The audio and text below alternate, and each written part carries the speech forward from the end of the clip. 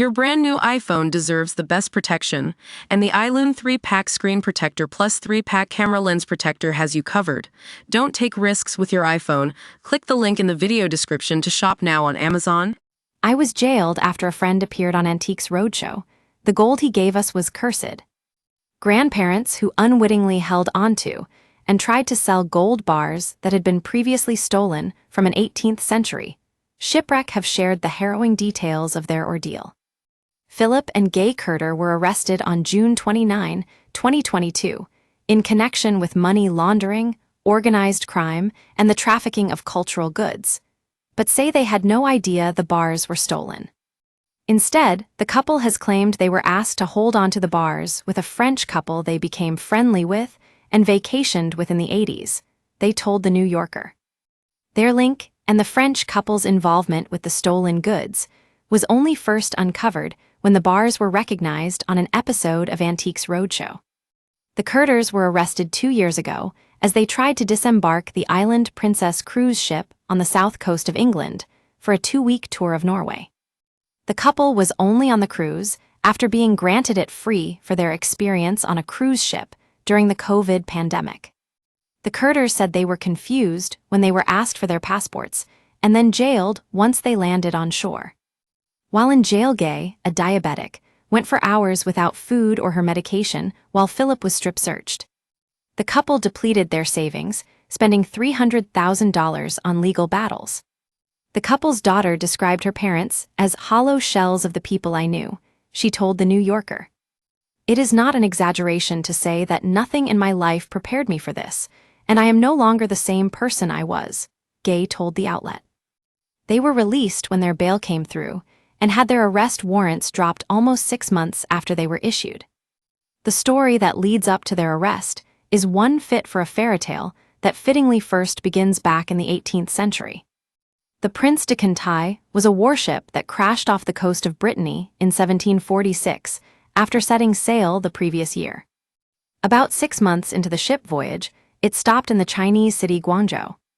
The crew packed the ship with a variety of items including luxury goods, tea, ceramics, and around 100 gold bars. Horror struck on December 2, 1746, after the Prince de Conti was shipwrecked due to a violent storm. The warship was thrown onto the rocky coast of Belle-Île-en-Mer, an island in Brittany. Over 70 of the 190 crew on board lost their lives after the crash.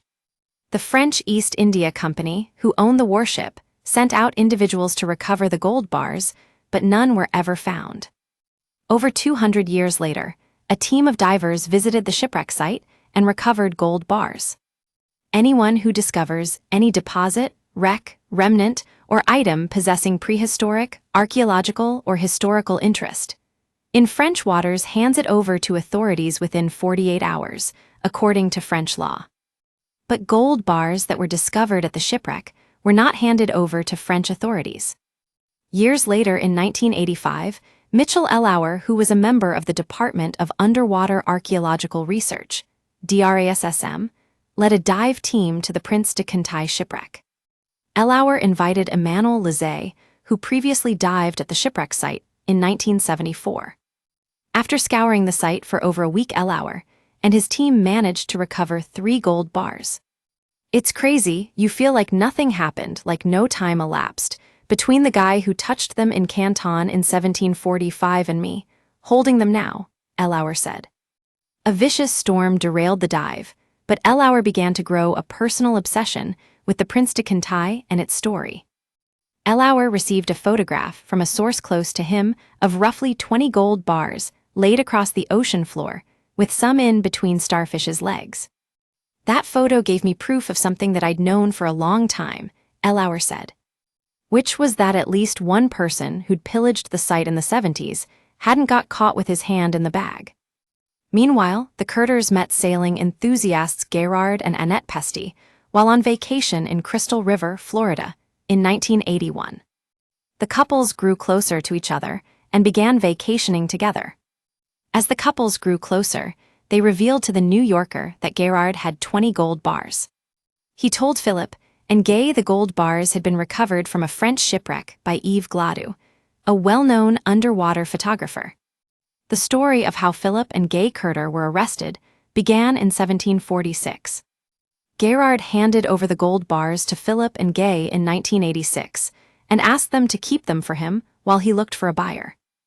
Annette also appeared on Antiques Roadshow years later in 1999 with more of the gold bars, claiming to have discovered them off the Cape Verde Islands. She presented a photograph featuring roughly 20 gold bars and a rust-colored starfish.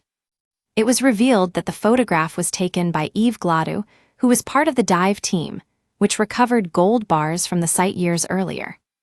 Before Gerard handed the bars over to the Curters, he sold 3 pieces to a British museum. The Curters journeyed to see the gold bars and talked to the museum about them. Once Gerard died in 1997, the Curters continued to sell the gold bars to help his family financially like he wanted. Gay put 5 of the gold bars on sale through an auction in California in 2017, valued at $190,000, and they sold the following year. But the Curters did not know France was previously investigating the missing gold bars since the 1980s, filing charges against 12 people in 1983. Within days of the sale, the gold was seized by U.S. Homeland Security. Homeland Security came to our house to ask about the gold and said it had been stolen from France, Gay Curter said. After dealing with hardships, after being involved in the gold ordeal, the couple has had time to reminisce. Now, looking back, it's like, what were we thinking? Philip said.